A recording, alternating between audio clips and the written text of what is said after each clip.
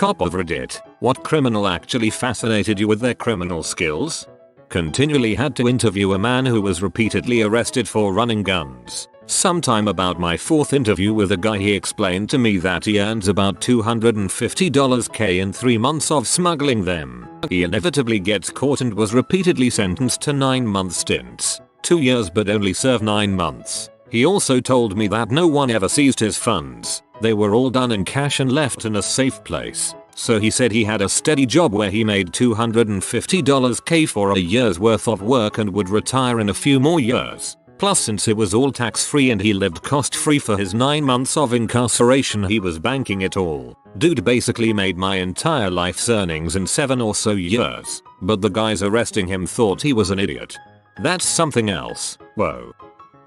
Back in an earlier part of life, when I was a cop in Baltimore's Western District, our sector had been getting hit with weird commercial burglaries that owners couldn't figure out how they were happening. Alarms weren't going off, and owners were showing up to ransack shops. We drove a lot of back alleys, and walked a lot of foot, for months, trying to catch this guy. Eventually, one winter midnight shift, we caught up to him. He finally hit a place that had motion alarms as well as entry alarms, and triggered it. It was about 3 AM, and it had been snowing lightly for a couple of hours. We got to the place in less than a minute, and the cop who took the back alley saw this dude running down the alley with about a half a block head start. He took off after him, radioed, and we all started converging. By the time we all got back there, and had closed off the ends of the alleys in the block, nobody could find this guy anywhere. That's okay, it was snowing. We're walking along, following tracks in the snow in the alley, and they turn into a side alley and stop at the dead end.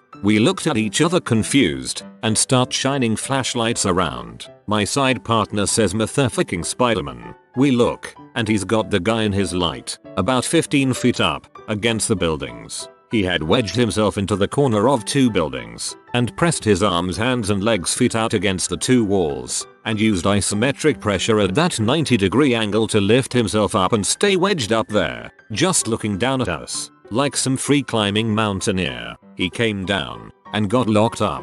After interviewing him, over the course of days and weeks, a bunch of us went back to old burglary locations from the past few months and found where he had gotten in through roof access points. Dude was wiry and strong as frick. Skittered up the sides of buildings in that same isometric counter pressure kind of way if he couldn't find any easier access. When you finally spotted him wedged up in the corner in the snow, I hope you gave him the "you don't get to win" mother speech like Carver on The Wire.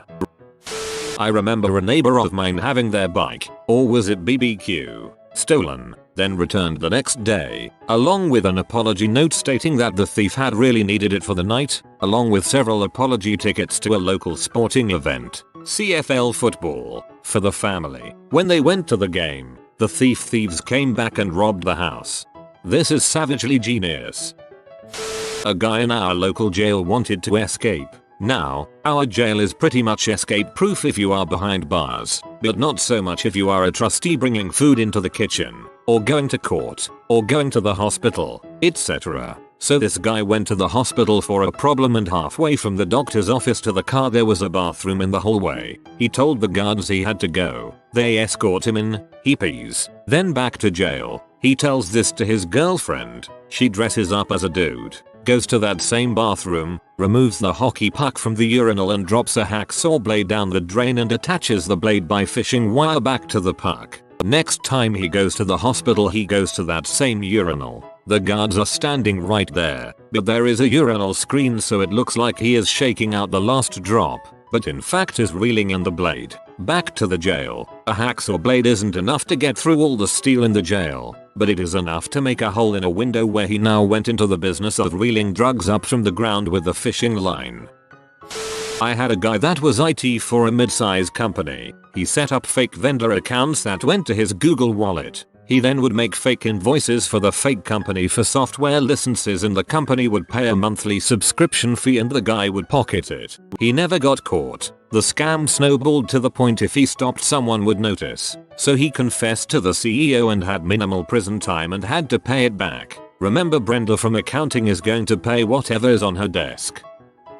I worked in the jail for a short time before working patrol, and as such, I knew quite a few of our clients. A year or two into patrol, about 10 years ago, I am walking to my car which is parked on a city street after a call, and my keys are locked in the car. A client, who I remembered as always being rather funny, comes off his front porch, asks if I need help, and in less than 5 seconds he had my door open in one movement, he and his friends, and I just started laughing. I threw him a fist bump and that was the end. Now I have a whole kit to get into cars for emergencies like babies trapped inside, etc. I have practiced and tried to be good with it. I've also called unknown amounts of tow trucks to help people. I've watched locksmiths work. Nobody held a candle to this guy. Side note, client really cleaned up his life and owns a small but decent mechanic shop now. It's pretty nice to see. My dad is a cop. He once had a guy run a red light at 2 AM. The guy then stopped at the next light for about 3 minutes as it went through its cycles. My dad pulled him over and asked why he waited so long. The guy said since he ran the red light he thought he should stop extra long at the next one. Honestly, I'd have let him go for that one, assuming he wasn't impaired or anything. 2 local guys walked into Canadian Tire and just casually walked out of store with a full-size canoe. Who would ever question that bold move? Got caught when went back in for the oars. I questioned for a long time why we put spider wraps, a security device, on massive TVs that would take 2 people to carry. This stuff is why. Act confidently enough and it's pretty easy to steal. I have zero confidence so I'd suck at it. Not a cop, but look up the Banco Rio robbery in Argentina. That was some fine robbing. They entered the bank from the front door. Everyone on the ground demand the bank vault to be open. They get in and close the door. Police arrive and start to negotiate through telephone calls. Negotiation lasts for hours as they threaten to kill everyone in the bank. Police finally go in, enter the vault and it was empty. No money, no people. An hour later they find behind a cabinet a hole in the wall. The hole led to the sewage system that ended up straight to the river. They put a boat in the sewage and escaped through the river. They got caught because the wife of the gang leader turned him in because of a fight they had. The money never appeared. This is the umpteenth time I've heard of a crime where a girlfriend or wife got them caught. God dang. I had a shoplifter hitting the Walmart for TVs. He would go in the store, put a TV in the cart and go to customer service. He would request a refund for the television. To wit, the customer service employee told him he needed a receipt. He would proceed to get agitated to the point where security would come over and escort him and the fricking TV back to his car. Away he would go. He took 3 local Walmarts for almost 20 TVs. Sometimes it's the simple strategy that's the best. My co-worker back in the day used work at a bank. He would copy checks and cash them. He was almost at $1 million when his girlfriend got pee at him and snitched. He would be sitting on a beach somewhere if it wasn't for her. Lesson people. The only people that should know of your crime are the ones you commit it with. Are unethical life pro tips. Couple of idiots tried to steal an ATM, chained it up to the back of an old 1975 Chrysler New Yorker, weren't looking and it rolled into a convenience storefront window, left the ATM and as the alarms from the store were going off, made off with 50+ cartons of cigarettes, got pulled over on a highway cause one of them had to rock a pee. RIP Mr. Jim Leahy. Not a cop, but worked with police after I was mugged. Basically, this young, really sweet looking couple would mug or pickpocket people, go to the bank of the victim and one of them would claim that her wallet had been stolen and they had no money to get into it and needed it to get a bank card. The sympathetic banker would buy the story and help them to get a new debit card under the victim's account. They were super charismatic and memorized all the other information they could find from the wallet, full name, address, sometimes actual numbers from the bank card. Apparently in my case, the guy showed up with my credit card saying he had cancelled it by mistake as he thought it had been in his wallet when it was stolen. The banker gave him a new credit card and a debit card for my account. This happened to me 4 years ago, and they were still going strong this year. The only reason they were caught was because I happened to be at a bank, saw them pulling this crap, and recognized them from when they mugged me.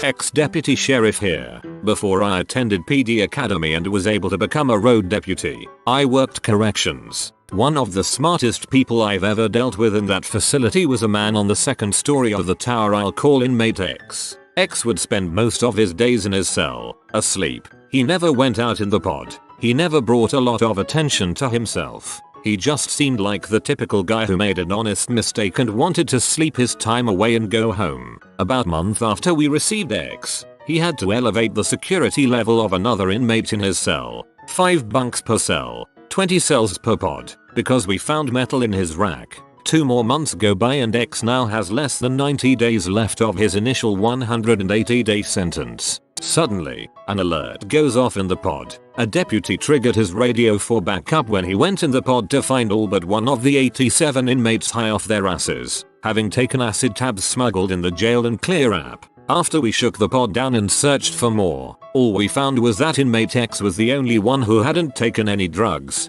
because he was asleep.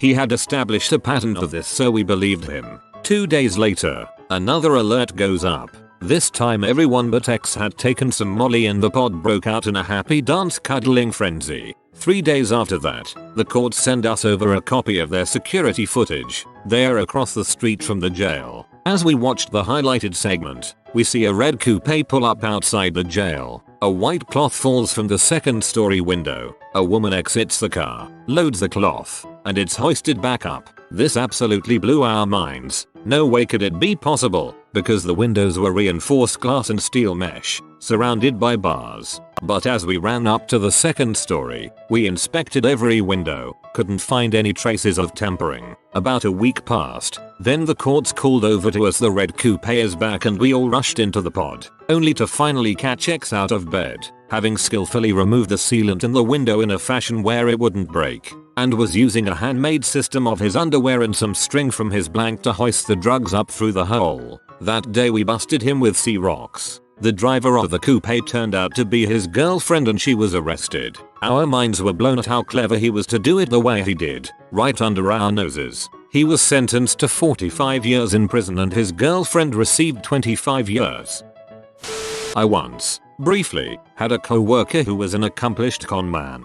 The guy lied about everything, constantly and convincingly, and was also stealing equipment. He was in the IT department, to sell. Eventually enough people called bulls on the lies that the owner realized this wasn't just standard griping but that the guy was serious trouble. The guy fascinated me though. So much lying, so much effort to present false images of himself, that he had a PhD, that he was a naval aviator, that he was a scuba diver. I did a bunch of searching for him online around the time he was fired and found threads in an online BMW enthusiast group where he ran a big scam selling parts he never delivered. Then made an appearance as his own twin brother to sell the story that he himself had been shot down over Iraq and therefore couldn't deliver the parts he'd been paid for. Anyway, it was just the weirdest thing to me. People I respect who worked directly with him said he actually had the knowledge and skills to do the job he was hired for, which was I'm sure a pretty good paying IT gig. But instead he half-assed it and got busy stealing equipment.